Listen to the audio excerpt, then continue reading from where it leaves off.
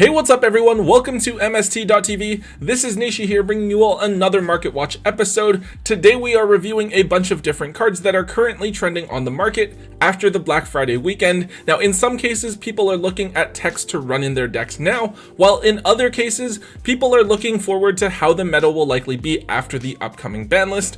Either way, you guys will definitely want to know about these trends so that you can use this information to identify other cards to pick up now, or figure out what cards you should be offloading now at these hyped up prices. Let's get started. Alright, first up, let's take a look at Nadir Servant. As I'm sure you all know, the Dogmatica engine has become a really popular one that mixes fairly well with a number of other meta strategies, including Eldritch, Zodiac, Invoked, and Shadulls. Obviously, how good it is varies with what you're mixing it with, but the idea is that the engine is really consistent and really powerful since you have multiple cards that can search and a number of different search targets that give you different ways to interact with your opponent. Now, at the heart of the engine is Nadir Servant, which kind of feels like a really strong reinforcements of the army, allowing you to search for a Dogmatica monster, as well as dump a monster from your extra deck to the graveyard, which could be an El Shaddoll Apkallone, Entis, or Titaniclad. Anyways, as popular as the engine has been, it isn't currently being used by a few of the big decks of the current format, most notably Dragon Link, Infernoble Knight, and Virtual World. However, I think that a lot of people are thinking that these decks will get hit in some way, though obviously to different extents. I think the idea though is that the Dogmatica engine will be even stronger going into next format, with so many other complementary engines that could help push it into top tier status. Furthermore, I think that no one is expecting the Dogmatica cards to be reprinted until the 2021 Megatins at the earliest, as they were very recently released in Rise of the Duelist and probably won't be reprinted anytime soon. As a result, we've seen the price of Nadir Servant skyrocket all the way up to $80 a piece, which is actually much higher than the $60 or so that we've been seeing it at before. Now, depending on just how impactful the ban list is, it is certainly possible that we could see Nadir Servant skyrocket all the way up to the $100 mark, as it's a definite 3 of inarguably the strongest engine in the game.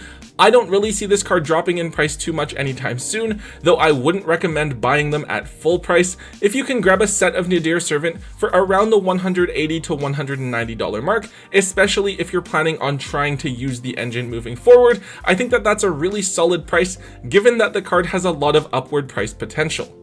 Next up, we have Ice Dragon's Prison. So we're taking a look at this card a little bit late, as it is currently down at around the $25 mark on TCG Player at the moment. However, I believe sometime late last week, we did see this card up at over the $30 mark, but obviously people have relisted a few extra copies to bring the prices back down. Now, as far as traps go, I think that Ice Dragon's Prison is one of the best in the game at what it does. It functions almost as like a DD Crow and a Karma Cut together, but you don't have to discard anything.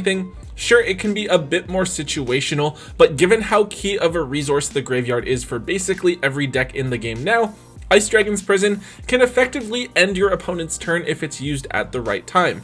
Now, at the moment, Ice Dragon's Prison is seeing a bit of play in the side deck, maybe in the main deck if you're playing a fairly trap-heavy deck. However, I think that the general expectation is that we're going to see combo decks pulled back a little bit going into next format, especially if we see the whole Halki Fibrax and Linkross combo strategy hit in some way. Naturally, seeing a shift to a slower format will likely lead to people playing more traps in their decks, and Ice Dragon's Prison is one of the best ones available.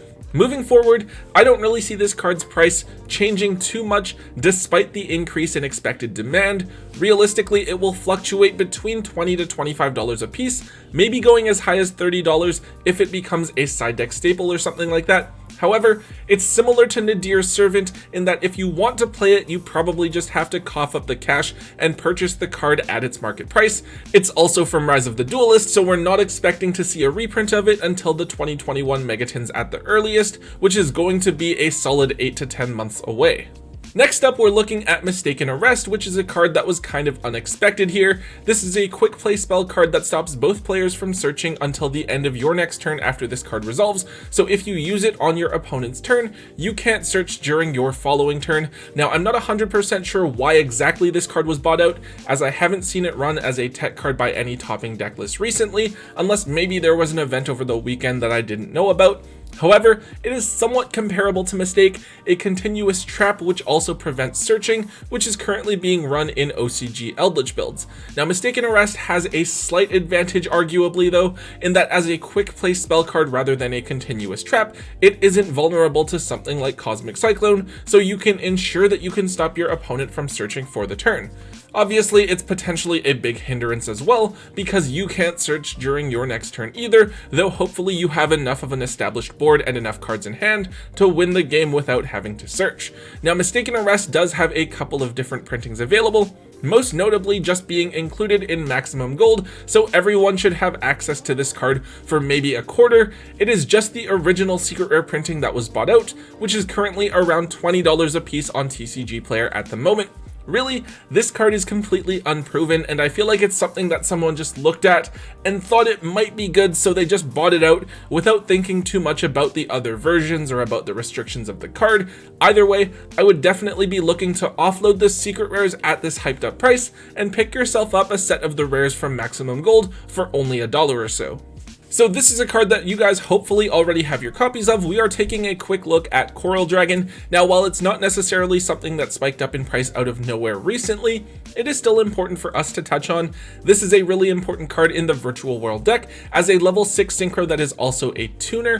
Firstly, it allows you to discard a card to pop any card that your opponent controls, which could be very useful to deal with problematic floodgates such as Imperial Order. Secondly, it lets you draw a card when it goes through the graveyard as a synchro material, which is important because the Virtual World deck really needs to draw cards wherever it can. Now, Coral Dragon only has 2 printings available, both of which are relatively difficult to find.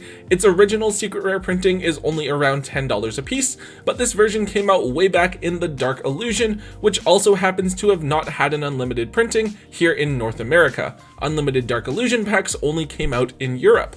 Its other printing is from the Legendary Hero Dex, which wasn't opened all that much and had a huge MSRP for the sealed product, and that version is still $2 to $3 a piece. Now, if you're looking to play the Virtual World deck, which I would expect to see a huge spike in popularity of after the ban list, even if True King of All Calamities were to get hit, I would make sure that you pick up your copy of Coral Dragon sooner rather than later, because I could definitely see the prices shooting up to over $15 to $20 for the secret rare, or $5 to $7 for the ultra rare. Another market watch, we have another reminder to look through your Secret Slayers cards. We have Conquistador of the Golden Land. So we keep on seeing various Eldritch cards spiking in price as more and more people are looking to pick up the cores. Last week we looked at Cursed Eldland, which was up at $15.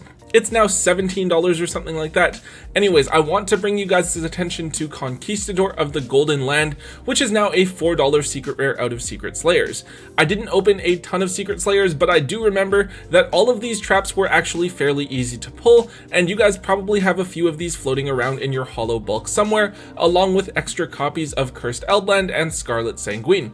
Please guys, especially if you have your copies of Eldritch now, dig these cards out of your bulk and try to bundle them together to move your entire Eldritch package as a core if you're not playing with them, because you could be sitting on a ton of value that's just lying around and not even know about it. An interesting tech card that I want to talk to you guys about here is XYZ Encore, which could be a very important card moving forward. XYZ Encore is one of the few cards in the game that can help be a consistent answer to True King of All Calamities, which is often summoned in the Virtual World deck. Even though you may have infinite impermanence, a common play is for the Virtual World player to use Chuchi, the continuous trap, to pop True King of All Calamities in response to the impermanence, and since True King is no longer on the field, it can resolve its effect and not be affected by impermanence at all. Therefore, XYZ Encore is one of the few outs that True King can't really play around, since cards and effects can't be activated in response to it. I believe that this card was first brought up by the DB Grinder on his channel, and then my friend Darren from Team Genesis mentioned it to me as well, so shoutouts to both of them. Anyways, this is a card that has been hyped up at various points in the past, I think most recently as an out to Utopic Zexal, which has a similar effect to True King. However, this card hasn't really seen too much success, though it's hard to say if this time is going to be any different. A big question mark here is whether or not True King will be banned on the upcoming ban list. I know there's a lot of people that want it banned because of how oppressive it can be, but I don't know if Konami will want to ban it if it makes Virtual World a more broken strategy because it's such a new deck. Either way, this card only has 2 printings available, the original ultra rare printing and a Megatin reprint. both of which are around $2 at the moment, which isn't too bad at all. Personally though, I would hold off on this card for now despite how cheap it is. I think that if you have a set that you can grab for maybe $1 each or $5 for the set, then sure, it's a low enough amount that the risk you're taking on is okay, and I'd rather have the set accessible, but I definitely don't think that this is a card that you should be investing in multiple copies of just because of the history that we've seen from the card of getting hyped up and then not being successful at all, as well as the potential for a single banlist hit to make this card not very useful at all. Another card to touch on here really briefly is Unpossessed, specifically the super rare version out of OTS Tournament Pack 14. So I'm sure a ton of you guys opened OTS 14. It was a really great set and we got to open packs of it just for purchasing product at your local OTS store, so that was really cool. I'm also sure that just like me, many of you were disappointed to pull copies of Unpossessed because we all kind of know that even though the new Charmer cards from the structure deck are cool, they aren't going to be even slightly meta or anything like that. However, it's definitely a popular choice with a lot of casual players, and because most of the cards are from the structure deck, it'll be extremely easy to build. However, there are actually people out there looking to pick up super rare copies of Unpossessed as the only holo version of the card because they want their Charmer decks to be blinged out wherever possible, and spending $5 on a super rare copy of Unpossessed is much more justifiable and affordable than buying a set of Starlight Rare Charmer Link monsters. Now, this isn't to suggest going out and buying them or anything like that at all, but this is just to let you guys know that Unpossessed is a card that is actually worth setting aside or digging out of your bulk and trying to move if you happen to find someone who's looking to build the Charmer deck. And the final card I want to talk about today is Gameciel, the Sea Turtle Kaiju. Over the last little while, I have noticed more and more people looking at main decking Kaijus, with Gameciel being the more notable one due to it having the lowest attack points, therefore making it the easiest to beat over. I do believe that this is primarily played to help out the Buster lock against Dragon Link, since you can tribute the monster that is equipped with the Dragon Buster, and your opponent can't really play around it outside of ensuring that the Buster is equipped to a Chaos Dragon Levianeer and not the Borreload Savage Dragon, so that they can't get rid of multiple problems with the one monster. Anyways, at this point, Gameciel does have multiple printings, including a very accessible holo print as an ultra rare from Dual Devastator. However, I wanted to point out the slowly disappearing quantities of the higher rarity versions on the market. Specifically, the secret rare, which is about $8 at the moment, has about 2 pages of listings with no real walls before it's back to being a $10 card. And of course, as a secret rare, I think that the secret rare Gameciels do look the nicest. However, it's also worth keeping an eye on the OTS Tournament Pack super rares, which as a super rare from a tournament exclusive pack, have a lot of potential to jump up in price as well. Of course, it is going to depend on the ban list and how it treats Dragon Link decks and the Buster lock, but if you are looking at specific rarities and printings of cards, I would be sure to pay attention to the various versions of Gameciel on the market moving forward. Alright guys, that is it for today's episode. There hasn't been a ton of huge movement over the last week because the game has kind of settled down a little bit.